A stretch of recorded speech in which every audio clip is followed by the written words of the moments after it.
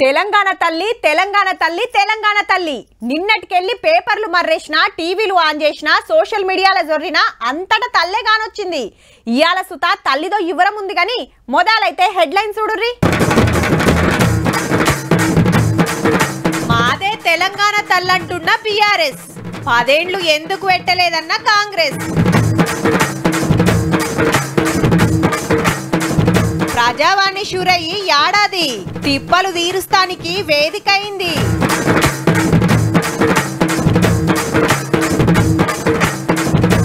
ముదిరిన మంచి ఫ్యామిలీ లొల్లి కొట్టుకున్నారు బౌన్సర్లను పెట్టి.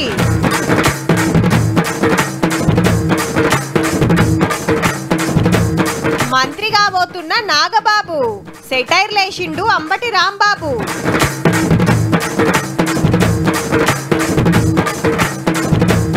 మస్తు పిరమైన ఎగ్స్ తిన్నది నయమట కోడి లెగ్స్. అందరికి మతికే ఉండొచ్చు, తెలంగాణ ఉద్యమం టైంలో అందరూ బండ్ల నెంబర్ ప్లేట్ల మీద టీజీ అనే రాసుకొని తిరిగినాం. ఏపీ పేరు కనబడితే ఎమ్మటే కర్రె రంగు రుద్ది టీజీ అక్షరాలు రాసేది. మరి ఏమైందో ఏమో, మన రాష్ట్రం మనకు వచ్చినాక టీజీ బదులు టీఎస్ అని మారుస్తే 10 ఏళ్ళు అట్లనే ఉన్నది. కాంగ్రెస్ రాగానే ఉద్యమాన్ని గుర్తు చేసుకుంటా మళ్ళా టీజీకి మార్చిండ్రు. అట్లనే తెలంగాణ రాష్ట్రానికి గీతం కూడా తెచ్చిండ్రు. ఇక ఇప్పుడు తెలంగాణ తల్లిని తెస్తే కొత్త కొత్త లొల్లి కాబట్టే. చూద్దాం పాండ్రి మరి ఎవల మాట ఏందో అసలు సంగతి ఏందో. రాత్రి చీకట్ల మంచిగా చూసిండ్రో లేదో ఇప్పుడు చూడండి తెలంగాణ తల్లి ఎట్లున్నదో. 17 అడుగుల విగ్రహము, కింద పీఠం 3 అడుగులు కలిపితే 20 అడుగులు ఎత్తు. సచివాలయం పెద్ద దర్వాజాకు ముంగట నిలబడి దీవనార్తి పెడుతున్నట్టే ఉన్నదిలే. పల్లెటూళ్ళో ఓ పెద్దమ్మో నాయనమో లెక్కుంది అని అంటున్నారు చూసిన వాళ్ళంతా. సేమ్ ఇసొంటి విగ్రహాలే 33 జిల్లాల కలెక్టర్ ఆఫీసుల ముంగట, ఎస్పీ బంగ్లాల ముంగట పెట్టిస్తుందట గవర్నమెంట్. తల్లి మీద సోషల్ మీడియాలో ఎచ్చిపచ్చి రాతలు రాస్తే కేసులు అయితే కానీ బీఆర్ఎస్ పార్టీలు అయితే అస్సలు తగ్గుతలేరు. ఈమె తల్లే కాదు, మేం తెచ్చిన విగ్రహమే తెలంగాణ తల్లి అని ఇలా పాలాభిషేకాల కార్యం పెట్టుకున్నారు అంతటా. దాన్ని తెలంగాణ వాదులుగా మేమందరం కూడా తిరస్కరిస్తా ఉన్నాం. మేము ఉద్యమ సమయంలో పెట్టుకున్నటువంటి ఉద్యమ తల్లే మా తెలంగాణ తల్లి అని. కేసీఆర్ రూపకల్పన చేసిన తెలంగాణ తల్లే అథెంటిక్ తల్లి అని చెప్పి మీరు అంటున్నారు కదా. మరి అంత నమ్మకం మీకు ఉన్నప్పుడు ఈ 10 సంవత్సరాలలో ఒక్క తెలంగాణ తల్లి విగ్రహాన్ని కూడా మీరు ఎందుకు ప్రతిష్ఠించలేదు? అవు మరి 10 ఏళ్ళు పవర్లున్నా 100 కోట్లు వచ్చి ఇంత పెద్ద సచివాలయం కట్టినా, 20కి మీద కొత్త కలెక్టర్ ఆఫీసులు కట్టినా ఒక్కటంటే ఒక్క విగ్రహం కూడా పెట్టలేదు. మన తల్లిని పెట్టడానికి జాగ దొరకలేదో పైసలకు తిప్పలు ఉండేనో. ఆడాడ చౌరస్తల కాడ పెట్టినవి కూడా ఉద్యమం టైం నాటియే. దిగిపోయే ముంగట అమర్ల బంగ్లా ముంగట ఒకటి పెట్టిండ్రు గాని ఈమె మన తెలంగాణ తల్లి అని అధికారికంగా గుర్తింపు అయితే ఇయ్యలే. సర్కారు వాళ్ళు జీవో ఇస్తేనే కదా లెక్కలకు వచ్చేది. కాంగ్రెస్ వాళ్ళు రాగానే విగ్రహం తెచ్చిర్రు. 33 జిల్లాల ఏలుబడి నడిచే సచివాలయం మాకిట్లా బాజాబ్తో పెట్టిండ్రు. గవర్నమెంట్ తరఫున జీవో ఇచ్చిండ్రు. ఇక రూల్స్ ప్రకారం ఈమె తెలంగాణ తల్లి అన్నట్టు. అయ్యో మా గడిల రాని లెక్క లేదు, గరీబుల దేవత లెక్క ఉంది.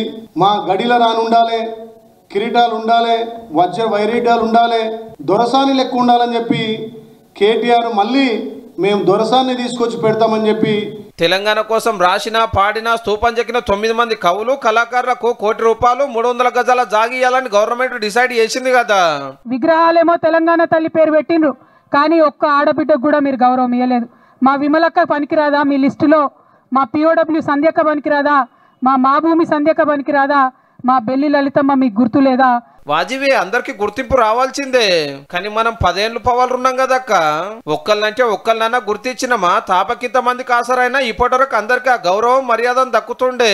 మన ఏల్వల్ల రాష్ట్ర గీతం లేకపోయే, తెలంగాణ తల్లి లేకపోయే, ఉద్యమాలకు గుర్తింపు రాకపోయే. వీళ్ళు వచ్చిన ఏడాదిలనే ఒకటి చేస్తుంటే అధికారం పోయినాక ఇప్పుడు గుర్తొస్తున్నట్టున్నాయి అక్కకు. ఇక అన్నేమంటున్నాడంటే, ఆ కాంగ్రెస్ తల్లిని కూడా సకల మర్యాదలతో మీ గాంధీ భవన్ కే పంపించడం ఖాయం ఖాయం. నీ నాలుక కోసం బిడ్డ కేటీఆర్ మళ్ళొక్కసారి మీరు దాన్ని టచ్ చేసే అవకాశం కూడా తెలంగాణ ప్రజలు మీకు మళ్ళొకసారి ఇయ్యరు. మీరు అధికారంలోకి వస్తే కదా ఆలోచన చేసేది. ఇక బీజేపీ ముచ్చటకు వస్తే తెలంగాణ తల్లి మంచిగానే ఉన్నది కానీ బతుకమ్మ పెడితే ఇంకా బాగుండే అంటున్నారు. విగ్రహాల రాజకీయం మాత్రం చేస్తున్నారు. తెలంగాణ తల్లి సొమ్ములని కాంగ్రెస్ వాళ్ళు దోచేసుకున్నారట. తెలంగాణ దోచేసుకున్నాడు కేసీఆర్. ఇక మల్లకిత్త సంధి తెలంగాణ రాష్ట్ర గీతం జయ జయ హే తెలంగాణ పాటను తెలంగాణ తల్లి విగ్రహాన్ని స్కూల్ పోయిలలో పాఠం కింద పెట్టాలని డిసైడ్ చేసిండ్రు.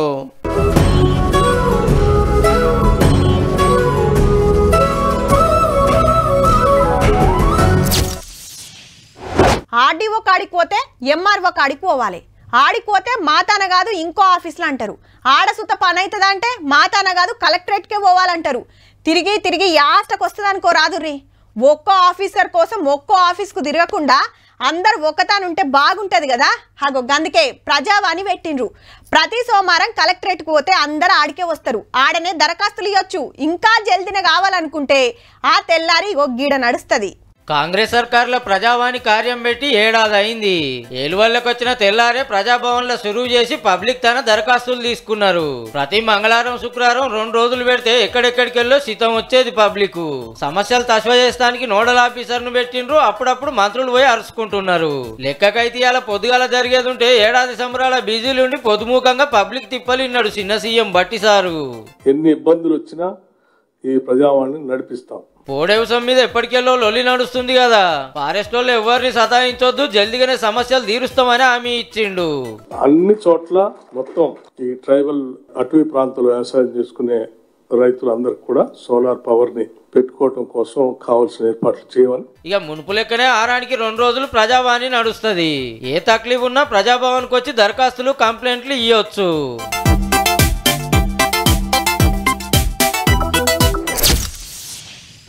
పార్లమెంటు సమావేశాలు వాడివేడిగా సాగుతున్నాయి. ఒకే దేశం ఒకే ఎలక్షన్ బిల్లును సభలో ప్రవేశపెట్టేందుకు ప్రభుత్వం పావులు కదుపుతోంది. మరోవైపు ప్రతిపక్షాలు నిరసనల జోరు పెంచాయి. అధికార పక్షాన్ని ఇరుకున పెట్టేందుకు తమ నిరసన గలం వినిపిస్తున్నాయి. అవినీతే ప్రధాన అజెండాగా ప్రభుత్వాన్ని ప్రశ్నించడంతో 2 పార్టీల నడుమ మాటల యుద్ధం నడుస్తోంది. పార్లమెంట్ లో ఇయ్యాల కూడా గదే రచ్చ. ప్రధాని సార్ రావాలి, అదాని అవినీతి మీద చర్చ పెట్టాలనేది Congress group demand. Speaker podium చుట్టూ ఏరి జోరు పెంచితే అటుకెళ్లి సర్కార్ వాళ్ళు గరం అయ్యిండ్రు.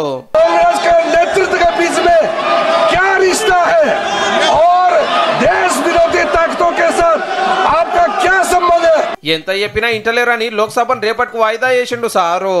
అటు పెద్దల సభలో కూడా ఇదే లొల్లి. వాయిదాల మీద వాయిదాలు పడ్డది. మాట్లాడటానికి మైక్ ఇస్తలేడని రాజ్యసభ చైర్మన్ మీద అవిశ్వాసం పెడతానికి తయారైంది కాంగ్రెస్ పార్టీ. లోపటి ఇట్లా నడిస్తే బయటకి ఇట్లా. మోడీ అదాని ఫోటోలు ఉన్న సంచులు పట్టుకొని నిరసన చేసిండ్రు.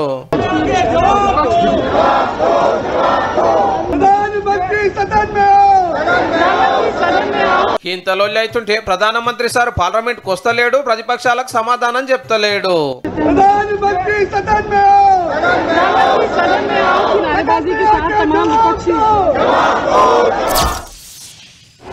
భారతి భార్యాభర్తల సంబంధం గురించి, కుటుంబ సభ్యుల అనుబంధం గురించి ఓ ఇంగ్లీష్ కవి ఏమన్నాడో తెలుసా? The relationship between 2 persons of a family must be like a fish and water, but it should not be a fish and a fisherman. ఎప్పుడో పెద్ద రైట్ సినిమాలో మోహన్ బాబు సార్ చెప్పిన డైలాగు మీకు ఇంగ్లీష్లో చెప్తే మాతికొస్తుందని చెప్పిన. ఇది సినిమాలా. ఇక సారోళ్ళ ఇంట్లో ఏం నడుస్తుందంటే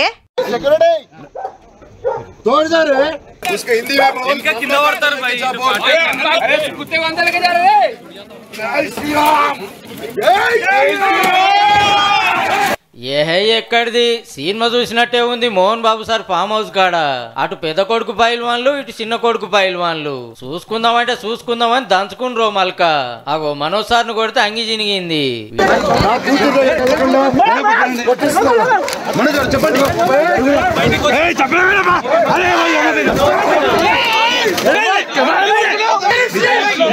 వీడియోలు తీస్తుండే ఇలేకర్లను ఎంటవాడి గెదిమి కొట్టిండ్రు విష్ణు గారి బౌన్సర్లు.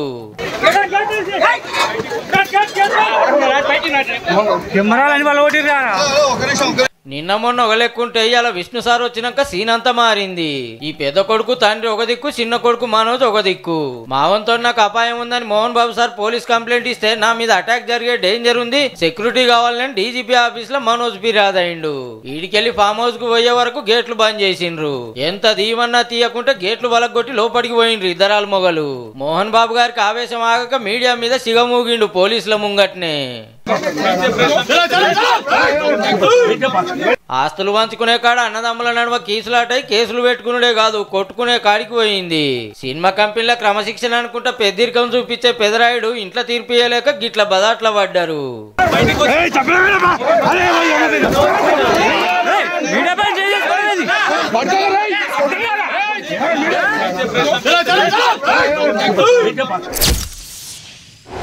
అదేందో గాని ఏ ఫ్యామిలీలో జరిగిన చిత్రం మెగా ఫ్యామిలీలో జరిగిందబ్బా. అన్నయ్య చిరంజీవి పెద్ద మెగాస్టార్, అటెన్క నాగబాబు సార్ యాక్టర్ అయిండు, పెద్ద ప్రొడ్యూసర్ అయిండు. తమ్ముడు పవన్ సార్ ఎంట్రీ ఇచ్చి పవర్ స్టార్ గా పతారా చూపించిండు. సినిమా ఇండస్ట్రీలో ముగ్గురు మొనగాళ్ళనేది. అటెన్క అన్నయ్య రాజకీయాలకు వస్తే ఇద్దరు తమ్ముళ్ళు అదే తొవ్వల పోయిండ్రు. కాలం కలిసిరాక సారు పాలిటిక్స్ కు ప్యాకప్ చెప్తే తమ్ముడు ఇంకో పార్టీ పెట్టి 10 ఏళ్లకు ఆంధ్రాకు చిన్న సీఎం అయిండు. ఇక ఇప్పుడు గీసారు. కొన్నిదేళ్ల నాగబాబు అనే నేను అని ప్రమాణం చేస్తానికి తయారైతున్నాడు సారు. అవు మంత్రి పదవి ఇస్తున్నట్టు సాటింపేసిండు సీఎం చంద్రబాబు సారు. ముహూర్తం ఇంకా పెట్టలే గాని సినిమాలో టూరిజం శాఖ ఇస్తారనేది ప్రచారము. అగో ఎమ్మెల్యే కాకుండానే మంత్రి ఎట్లయితాడు అంటారా? ఎమ్మెల్సీ పదవి ఇచ్చి అటు ఇంకా మంత్రిని చేస్తారట. కేబినెట్ లో 25 మందికి ఛాన్స్ ఉంటే 24 మందే ఉన్నారు. పొత్తుల ప్రకారం జనసేనలో 4 మినిస్టర్లు అయ్యేది ఉంటే 3 ఉన్నారు. పార్టీ వచ్చినప్పటి సంది తమ్మునికి తోడుండి ఒక పారి ఎంపీ కోడి ఇప్పుడు ప్రధాన కార్యదర్శి ఉన్న నాగబాబు సారు 4వ మంత్రి అవుతుండన్నట్టు. ఏహే సర్కార్ అంటే మల్టీ స్టార్ సినిమానా ఇంటోళ్ళంతా మినిస్టర్లు రైతానికి అని వైసీపీ వాళ్ళు ఎడ్డిస్తున్నారు. పదవికి ఎక్కేది ఎన్నడో గానీ అప్పుడు తమ్ముడు చిన్న ముఖ్యమంత్రి, అన్న మంత్రి, ఇటు నాయన ముఖ్యమంత్రి, కొడుకు మంత్రి. పొత్తుల సర్కార్ అయినందుకు 2 పార్టీలకు 2 కుటుంబాలకు సమన్యాయం జరిగినట్టు.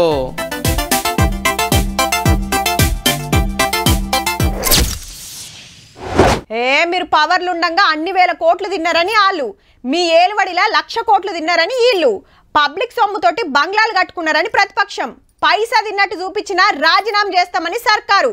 మైకుల ముంగట గట్టిగానే మాట్లాడతారు. అవినీతి అంటే తక్కువ 100,000 కోట్లు ఉండాల్సిందే. ఏ చిన్న కాంట్రాక్ట్ పట్టినా అల్కగా వస్తాయి మరి. కానీ గీ ముచ్చట చూడుర్రిగా. 3 అంతరాల బంగ్లా, ముంగట పచ్చటి గార్డెన్, లోపల జిమ్, బాత్రూమ్ లో కూడా చెమక్కుమనే షాండ్లియర్లు, తొట్టితానం చేస్తానికి టబ్బు, కింద పిరంగల్ల మార్బుల్స్, స్టీమ్ బాత్ అర్రా. అబ్బా బతుకుతే గిసొంటింట్లో బతకాలరా భయ్ అనిపిస్తుందిలే. ఇంతకీది ఎవరిది అనుకుంటుండ్రు? సింపుల్ సీఎం, కామన్ సీఎం అని పేరు సంపాదించిన కేజ్రీవాల్ సార్ ఉన్నది. ఇది సర్కార్ బంగ్లా. ముఖ్యమంత్రి ఉన్నన్ని దినాలు ఇళ్లనే ఉండి మొన్న రాజీనామా పెట్టి ఖాళీ చేసినాక ఇంటి అందాలు, ఇంట్లో సౌలతులు చూడురని బీజేపీ వాళ్ళు వీడియో తీసి పబ్లిక్ లకు ఇడిచిండ్రు. ఇంత ముద్దుగా సింగారిస్తానికి 7-8 కోట్లు ఖర్చు అయిందట. గరీబ్ సీఎం కు ఖరీదు బంగ్లానా? ఇది ఇల్లా 7 స్టార్ హోటలా? మందు దందా పైకంతో మహారాజు లెక్క బతికిండని ఎడ్డియబట్టి చేళ్ళంతా జూటా ముచ్చట. వెనకటి పాత బంగ్లా ఆనల కురుస్తుంటే రిపేర్లు చేపించిండు గంతే అని సీపురు పార్టోళ్ళు. ఇక ఇడుజోడు 2 పార్టీలు పబ్లిసిటీ కోసం మన పుష్ప పోస్టర్లను పొట్టు వాడుకుంటున్నాయి. మా పుష్ప 4వ పారి సీఎం తగ్గేదేలే అని వాళ్ళు, అవినీతిని అంతం చేస్తామని ఢిల్లీ బీజేపీ అధ్యక్షుడి ఫోటో తోటి ఇల్లు. ఇంకో 2 నెలలైతే అసెంబ్లీ ఎలక్షన్లు వస్తున్నాయి. మళ్ళా ఇండ్ల నుంచి సినిమా పోస్టర్ల దాకా దేని నిడసకుండా ఎరైటీ ప్రచారం తోటి పబ్లిక్ లో పతార పెంచుకునే పనులు ఉన్నారు అన్నట్టు. కానీ సౌలతులకు పెట్టిన 7-8 కోట్లకే లోళ్ళైతే మా తెలంగాణలో ప్రగతి భవన్, ఆంధ్రాలో రిషికొండ ప్యాలెస్ కు పెట్టిన ఖర్చు లెక్క తెలిస్తే చక్కెర వస్తుందేమో పో.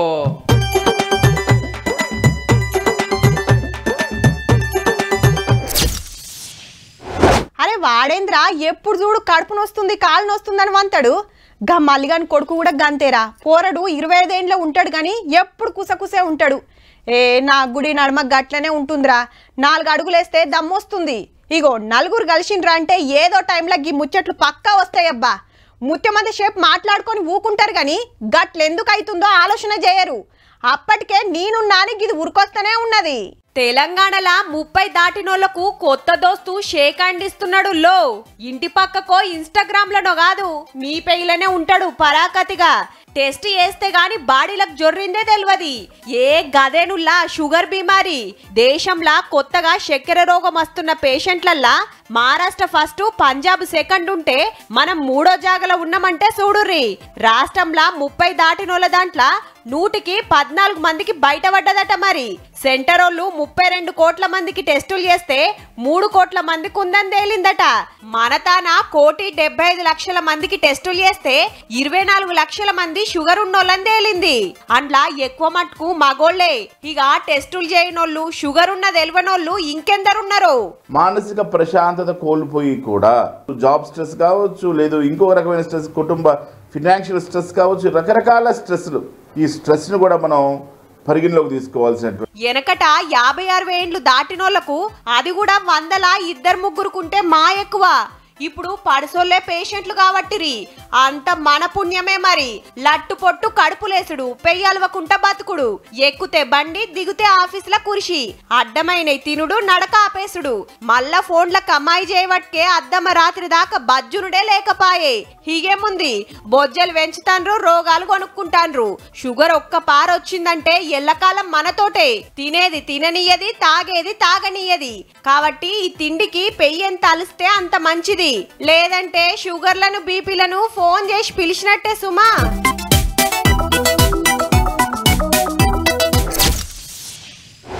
గుడ్డులో అధిక మోతాదులో పోషకాలు ఉంటాయి. Vitamin B12, vitamin D, calcium, ప్రోటీన్లు, ఆరోగ్యకరమైన కొవ్వులు పుష్కలంగా ఉంటాయి. సెలేనియం, ఐరన్ వంటి ఖనిజాలు గుడ్డులో లభిస్తాయి. గుడ్లు తినడం వల్ల ఎముకలు బలంగా మారతాయి. గుండె ఆరోగ్యానికి కూడా కోడిగుడ్డు మంచిది. ఇగో ఇట్లా చెప్తుంటారు డాక్టర్లు, న్యూట్రిషన్లు. ఆలదేమున్నది, ఎన్నన్నా చెప్తారు. గుడ్డు తినుడంటే మామూలు ముచ్చట్నా అంటుర్లే. నిజమేనుల్లా, గా ముచ్చడే అది మర్చినా. టమాటా కంటే తక్కువ కాదు, చిక్కుడుకాయ కంటే చిన్నగా కాదు, ఆనక్కాయ కంటే అలకగా కాదు, ఆలుగడ్డ కంటే అగ్వేం లేదు. గట్లనే ఉన్నది మరి కోడిగుడ్ల కథ. ఉడకబెడతామంటే ఉరుకుతాంది, ఆమ్లెట్ వేస్తామంటే అలుగుతాంది. రేట్లు చేయవట్కే. నిన్న మొన్నటి దాకా 5 రూపాయలు అమ్మిన గుడ్లు ఇప్పుడు 7-8 వలకబట్టే. అమ్మో గంతన అంటే ఇంకో రూపాయి. 7 లెక్కేసుకున్న డజన్ గుడ్లకు 84 రూపాయలు. ఇక కేసు 210 రూపాయలు పెట్టాల్సిందే.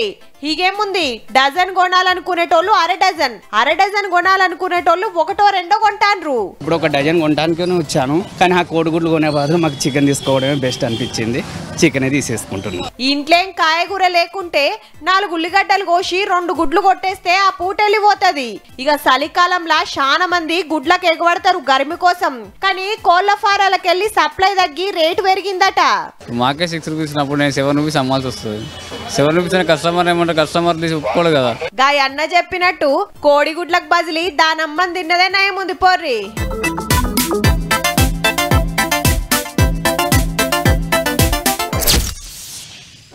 పొద్దుగాల లేచినప్పటి సంది ఆయిల్ల పూట మళ్ళా బెడ్ ఎక్కేదాకా మనతో ఉండేది ఎవలంటే ఇంకెవలు, సెల్ ఫోనే.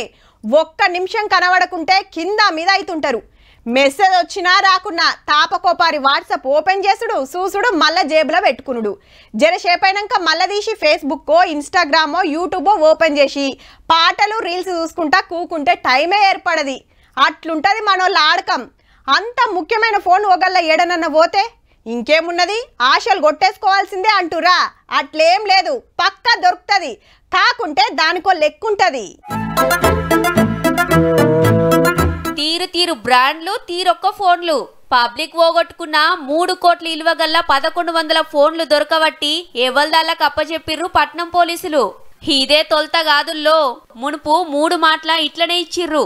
వచ్చే నెల ఇంకిని దొరకబడతారట. ఈ అన్ని సైబరాబాద్ ఏరియాలనే. అంటే మాదాపూర్, రాజేంద్రనగర్, శంషాబాద్, బాలానగర్, మేడ్చెల్ల పోగొట్టుకున్నోళ్ళే. సెంటరోళ్ళు తెచ్చిన CIR పోర్టల్ తోటి దొరకవట్టుడు అల్కగైతుందన్నట్టు. ఫోన్లు రికవరీ చేసుట్లా సైబరాబాద్ 2వ జాగాలు ఉన్నదట.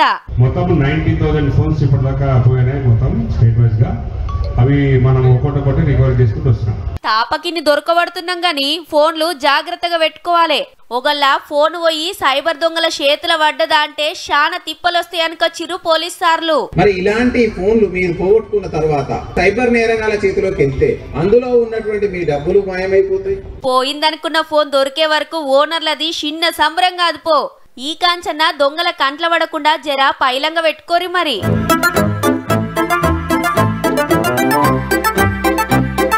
చూసిండ్రు కదా. ఇక ఇవుళ్ళ ఇయాల్టి తిన్మార్ ముచ్చట్లు ఉంటామల్లా. నమస్తే.